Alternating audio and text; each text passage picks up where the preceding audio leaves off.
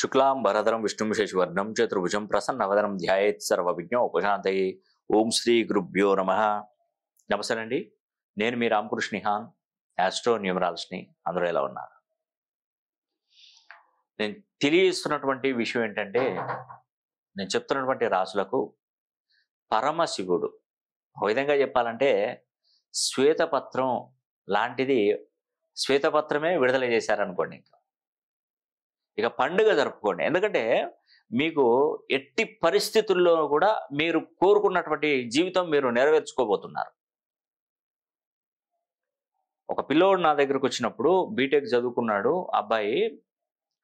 వాళ్ళ నాన్నగారు ఆ పిల్లోడిని పంటలు వేసి ఆ పంటల్లో వచ్చినటువంటి లాభాన్ని కొంత వాళ్ళు ఉంచుకొని, కొంత పిల్లలు చదువు గురించి ఆ పిల్లోని లగ్జరీగా చదివించారు.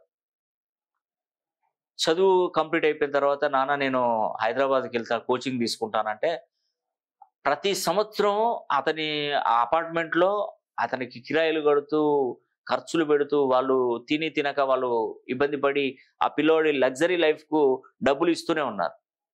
3 సంవత్సరాలైనా కూడా ఆ పిల్లోడికి ఉద్యోగం రాలేదు. వాళ్ళ నాన్నగారిని కష్టపడి ఇంకొక సంవత్సరం నాకు పంపించండి అన్న, ఈ లాస్ట్ ఫైనల్ అంటే ఆ సంవత్సరం కూడా ఉద్యోగం రాలేదు. ఎవరు నమ్ముతారు చెప్పండి ఆ పిల్లోని?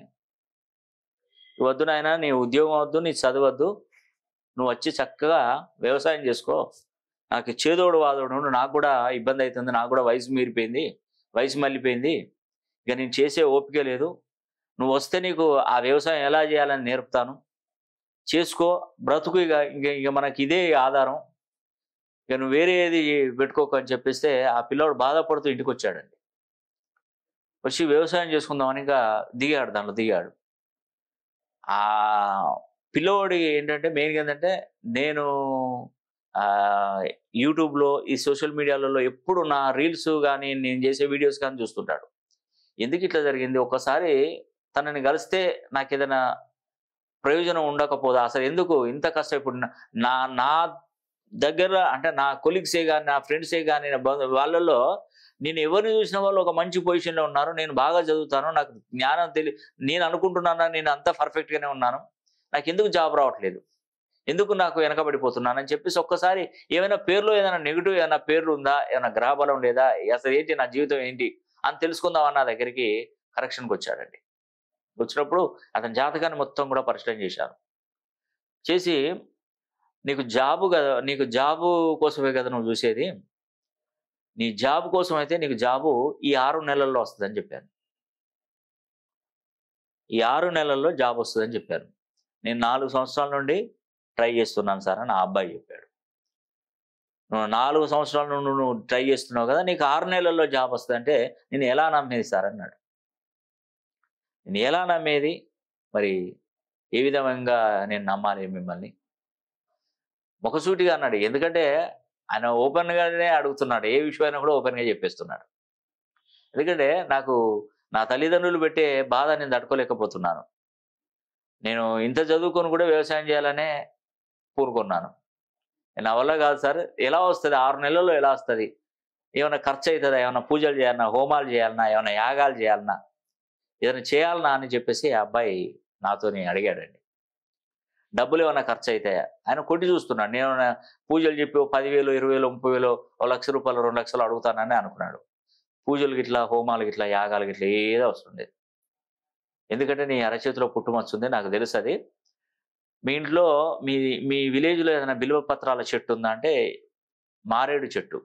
అయితే నేను ఏం చెప్పానంటే ఏకబిల్వం తీసుకోమని చెప్పాను. ఏకబిల్వం, ఎందుకంటే అతను అబ్బాయి 1వ తారీఖు పుట్టాడు. 1వ తారీఖు పుట్టాడు, అందులో అతని డేట్ ఆఫ్ బర్త్లో 4 ఒకట్లు ఉంది. ఏకబిల్వం తీసుకో అని చెప్పాను. ఏకబిల్వం దొరుకుతుందంటే, దొరుకుతుంది చూడు ఒకసారి, మీకు దగ్గరలో పండితులు ఉంటే దేవాలయాలలో అడుగు, ఏకబిల్వం ఉంటుందంటే ఏకబిల్వం కోసం అతను ప్రయత్నించాడు.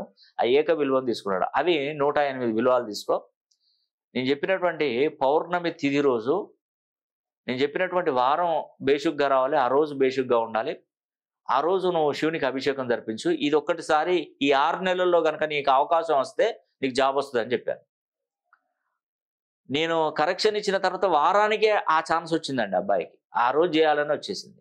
ఆ టైము తిది నేను చెప్పినటువంటి వారం వర్జం అన్ని కలిసి వచ్చే రోజు వారంలో ఉంది. ఈ ఏక బిల్వపత్రం కోసం తిరగని రోజు అంటే తిరగని చోట్లు లేవు. తిరిగి తిరిగి తిరిగి తను సాధించుకొని వచ్చాడు.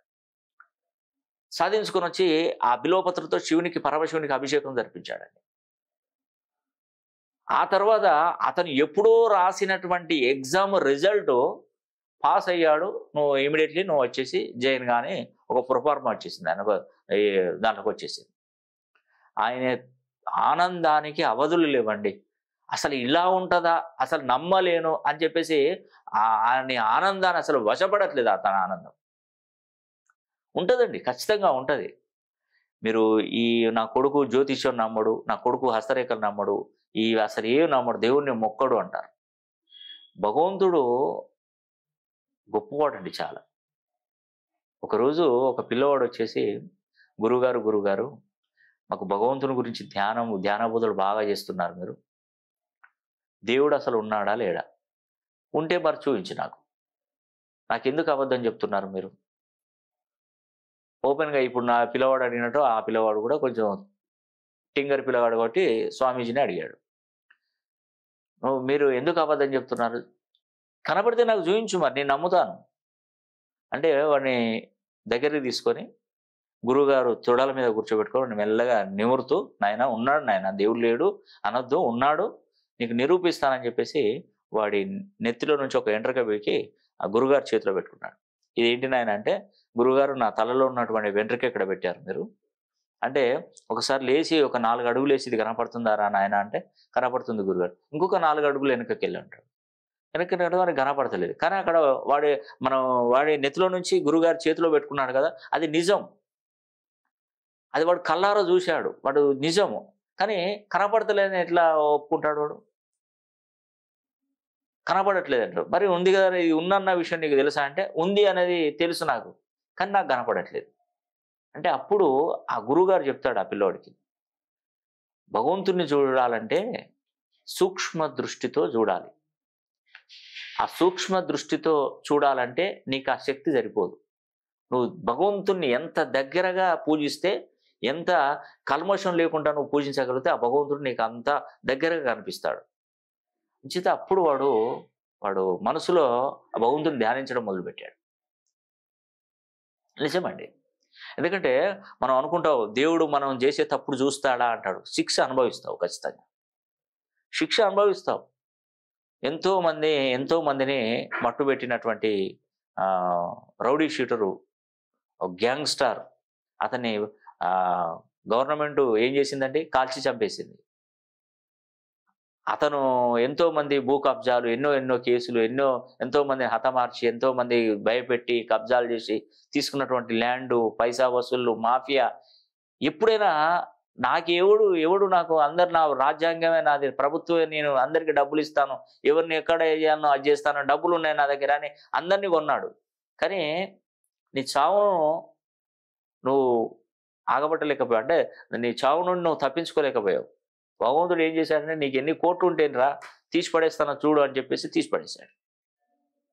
ఉంటుందండి, ఖచ్చితంగా ఉంటుంది, మనం అనుకోవద్దు. అందుకే నేను చెప్తున్నాను, మనం తప్పుగా అధర్మంగా మనం వెళ్ళకూడదు, ఎటు వెళ్ళకూడదు. అధర్మం అసలే మనం తప్పు చేయకూడదు. ఎప్పుడు నిజాయితీగా ఉండండి. మనకు 10 రూపాయలు సంపాదిస్తున్నాం, ఆ 10 రూపాయలు నిజాయితీగా సంపాదించడానికి ప్రయత్నించండి. నిజమండి, అది నిలుస్తుంది మీకు, ఖచ్చితంగా నిలుస్తుంది మీకు, మీరు బాగుపడతారు ఖచ్చితంగా. వాడు పక్కనవాడు వాడు కోట్లు సంపాదిస్తుండే అధర్మంగా అంటున్నాడు, వాడికి ఎప్పుడో రోజు భగవంతుడు వేస్తాడు దెబ్బ, మొత్తం రోడ్డు మీదకి వచ్చేసి పడతాడు. అప్పుడు ఏం చేస్తాడు? అందుకే మనం నిజాయితీగా ఉండడం ద్వారా మంచి మేలు జరుగుతుందండి. మిథున రాశి, కర్కాటక, కన్యా, సింహ, ఈ 4 రాశులలో జన్మించినటువంటి వారికి ఇక నుండి వీరికి పండగే పండగ. పరమశివుడి అనుగ్రహం వీరికి కలిగి అదృష్టమే అదృష్టం. ఇక వీరిని నిలువెత్తు ధనం అనేది కూడా, వీరు అసలు ఆ నిలువెత్తు ధనంతో చక్కగా హ్యాపీగా సంతోషంగా ఆ నిలువెత్తు ధనాన్ని మొత్తం ముంచేస్తుంది ఇతన్ని. అంటే నేను చెప్తున్నటువంటి 4 రాశులు. కానీ కష్టపడండి. నేనేదో మీరు కోటీశ్వర్లు అవుతారంటే ఇంట్లో కూర్చొని కోట్లు కావాలంటే కుదరదు. కష్టపడి పని చేయండి. అదృష్టాన్ని కలిగించేటువంటి సంఖ్యాబలం నేను మీ పేరులో ఇస్తాను. ఆ పరమశివుడి అనుగ్రహం ఉంటుంది, పంచభూతాల ఆశీస్సులు కలుగుతాయి. మీరు పడేది మీరు పడండి, భగవంతుడు ఇచ్చేది భగవంతుడు ఇచ్చాడు. నేను ఇచ్చేది నేను ఇస్తాను, తల్లిదండ్రుల దీవెనలు పొందండి, పెద్దవాళ్ళను గౌరవించండి. ఈ విధంగా చేస్తే మన జీవితంలో ఎప్పుడైనా ఒక టాప్ పొజిషన్లోకి వెళ్తాం, దానిలో ఎటువంటి సందేహం లేదు. మీకు నమ్మకం ఉంటే ఒకసారి నేను చెప్పినట్టు ట్రై చేయండి. మీ పేరులో ఉన్నటువంటి సంఖ్యాబలాన్ని కూడా సరి చేసుకోండి, తప్పకుండా మీకు మేలు జరుగుతుంది. ఈ వీడియో కనుక మీకు నచ్చినట్లయితే లైక్ చేయండి, షేర్ చేయండి, కామెంట్ చేయండి. సర్వే జన సుఖినో భవంతు.